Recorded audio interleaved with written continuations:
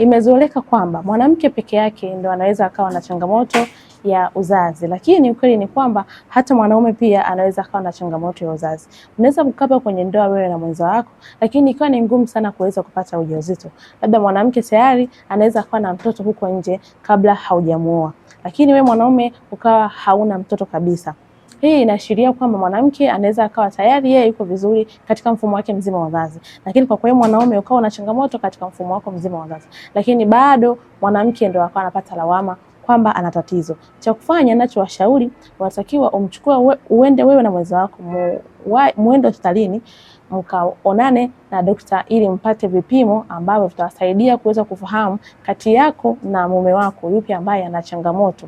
Na kama ikigundulika kwamba wote mna changamoto, ni vizuri mkaanza matibabu wote wawili, au kama ikigundulika mmoja wapo ana changamoto, pia huyo anatakiwa afanye matibabu ili aweze kuondokana na changamoto ambayo inamsibu. Mwanamke unatakiwa ufanye vipimo vya hormone imbalance, vipimo vya mayai pamoja na changamoto ya maambukizi katika mfumo wako mzima wa uzazi. Lakini mwanaume pia unatakiwa ufanye vipimo vya mbegu ili uweze kufahamu, je, mbegu zako zina uwezo wa kujiongea kuelekea kwenye yai au ni dhaifu, haziwezi kujiongea kuelekea kwenye yai. Na kama ni dhaifu, hazina uwezo wa kujiongea kuelekea kwenye yai, ili uweze kupunguza mwanamke ujauzito, ni bora ukaanza matibabu ili mbegu zako ziweze kuwa na uimara pamoja na ubora wa hali ya juu, pia ziweze kujiongea kuelekea kwenye yai ili iwe rahisi kuweza kumtungisha mwanamke ujauzito. Na kama pia mwanamke ukiwa na changamoto yoyote ile, basi unatakiwa uitibie ili uweze kuondokana na hizo changamoto, na wewe pia iwe rahisi sana kuweza kupata ujauzito.